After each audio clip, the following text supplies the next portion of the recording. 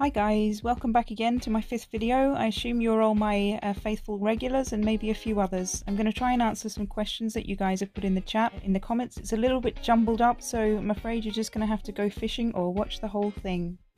Is the tilt pen rubbish? Are the hinges strong? Can you tell us more about the webcam? How fast does the battery charge? What is the weight and size of the new 2020 model? People says that we can see dots in the anti-reflection screen. Is this true?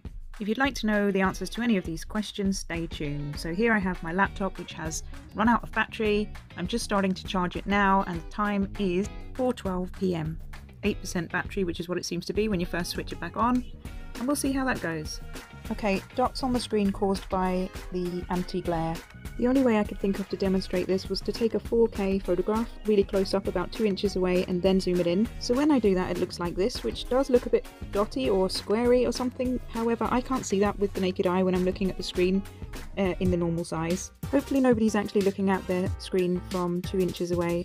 It's pretty painful, I've tried it. The things I do for you guys. But if anyone else can see dots, congratulations, maybe you're superhuman. Either that or my eyesight isn't as good as I thought, but I have been told I've got 20/20 vision, which is apparently really rare for someone so ancient.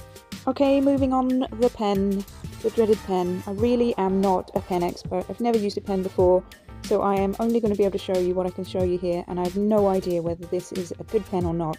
I have seen the reviews, and I know that there's been some issues with wobbling. What I noticed was that the wobble seems to be worse if you're drawing diagonally. You can get quite a good straight line if you're going vertical or horizontal, but drawing a diagonal line there's definitely a wobble there, I'm sure. There are ways of fixing that with sort of a correction filter that you can add, but I'm pretty sure you as artists wouldn't be wanting that. Feel free to pause here if you want to look at any of these settings. Hopefully that's big enough for you. And this one is the HP pen control, and that's where you can select what the top and bottom buttons do, and there's your options. I did try those and they did seem to work. I found erase and undo to be quite helpful. So I'm jumping around a little bit here, and I'm going to go back to the drawing, but first let's just see how the battery got on. To get it up to 50%, I had it sort of sleeping some of the time, most of the time actually. Can you hear that fan? The fan was going like a good one after it was up to 50%. It's 16:38 now, and it's 50%. So it's charged up to 50% in just 26 minutes, which is super fast, but it did get quite hot while it was doing that. It's like it sort of turbocharges really, really fast and gets very hot.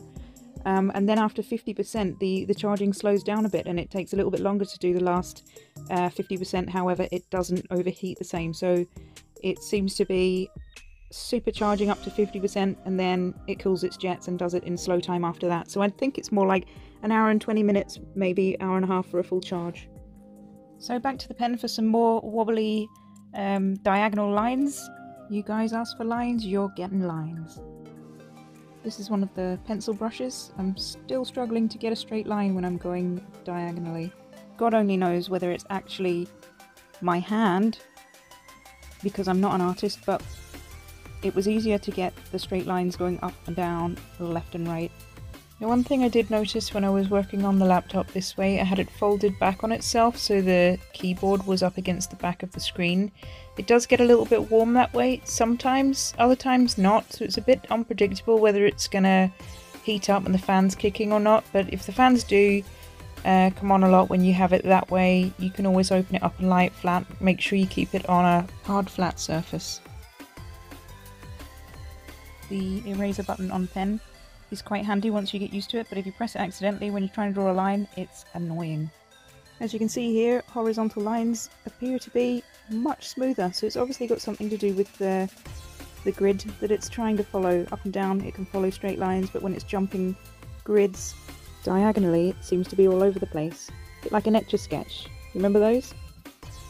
Now this doesn't look like it because of the angle I have my screen at, but these are actually vertical lines up and down, and you can see they're much better as well. Right, don't go away, the lines are nearly finished. I am moving on to the weight and size of this thing, and I'm comparing it with a 13-inch MacBook Pro. What better way to do it than to weigh it with scales?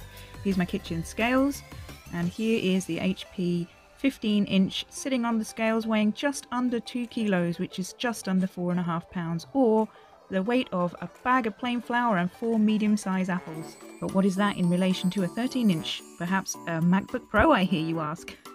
Well, this little 13-incher is weighing in at just under 1.5 kilos or 3 pounds, or a bag of sugar and 3 apples. So there you go. If kilos and pounds mean nothing to you, go and get yourself a bag of flour and 4 apples and then you'll know how much it weighs. So here is a still I took of me using my webcam at night time. It's dark outside, I've got my bedroom lights on. I really don't think it's that brilliant, and it looks a bit grainy and flickery whenever it's actually in full motion.